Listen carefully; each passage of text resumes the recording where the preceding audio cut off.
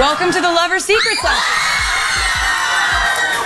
It is so wonderful to see you guys, because you guys are people that the way this works is a secret session for me is one of the most fun traditions in my whole life.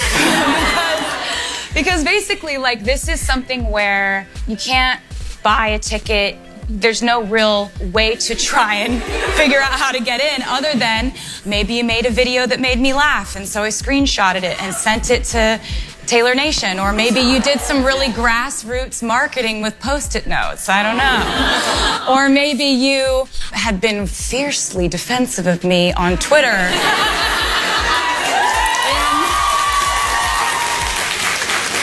And so let's just get into it then.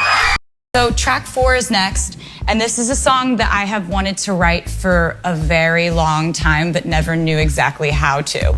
I often think about what my career would have been like and what my headlines about my career would have been like if I had been a man instead of a woman. Not what would I do differently or anything, but if I had had the same accomplishments, the same mistakes, the same dating history, the same statements, what would have been different? This is a song called The Man. And it's just about how the world would be if I had been a dude in my approximations of it. I would be called. The next song is a song that me and Jack basically wrote.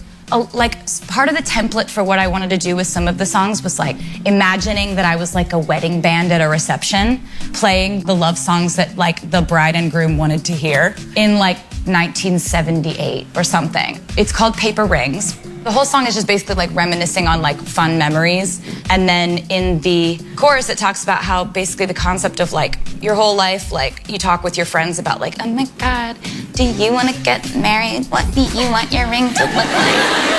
What kind of ring do you want?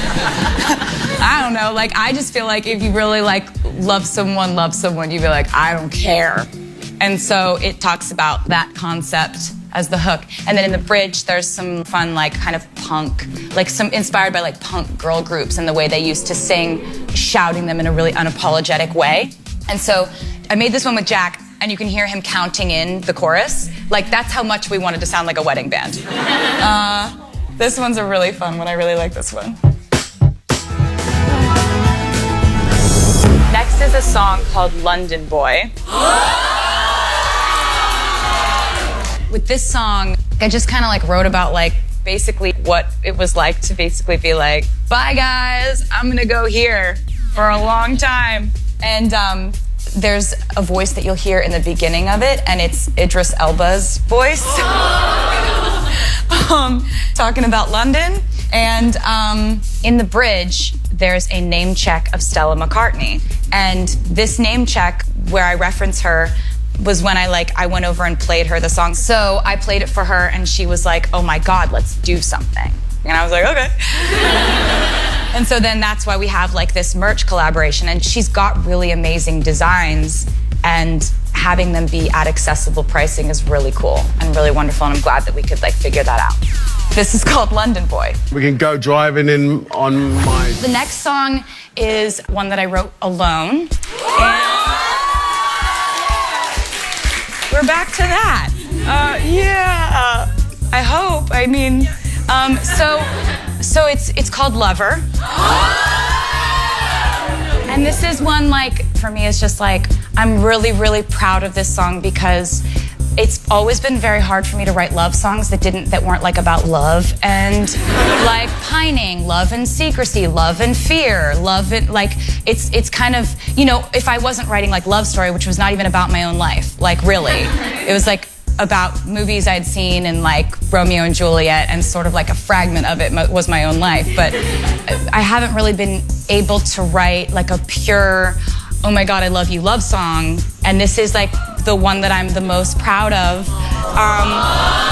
Yeah. So like this song is like that, and basically I wanted it to sort of exist in a sort of timeless era where you wouldn't be able to like guess if it was being played at a wedding reception in 1980 or 1970 or now. So I wanted to keep it really, thank you so much. So there were no instruments that we used that were like new instruments, synths, things that were invented post 70s. And so I kind of wrote the bridge as if they were vows, like kind of, you know how when people like write their vows and they sort of like customize them? I kind of wanted to do that in the bridge of this song. So here's... Once again, Taylor Swift. You guys are absolutely amazing. I could not have dreamed of a better group of people to play this for the first time. You've only heard some of the great songs from Lover. There's more. This song is called Daylight. I wrote Daylight about the idea that Reputation for me aesthetically and thematically felt like a very, very long night of storms and like volcanic eruptions, floods, hurricanes, hail, tornadoes. Thank you, that's what I was looking for. Endless fire, an asteroid hit. And so it felt like trying to figure out what's what throughout all that. I did gain sort of an insight that I didn't have before, which was like, even though all this stuff has happened and you at times feel really down about stuff that's happened in your life or your past or whatever, letting it go is a really, really, really important step, even if you never fully get there. Reminding yourself to let things go as they present themselves, even if you can't seem to let them go yet, it's like a helpful exercise. And like realizing that you can find love in literally the worst times in your life. You can find friendship in the worst times in your life.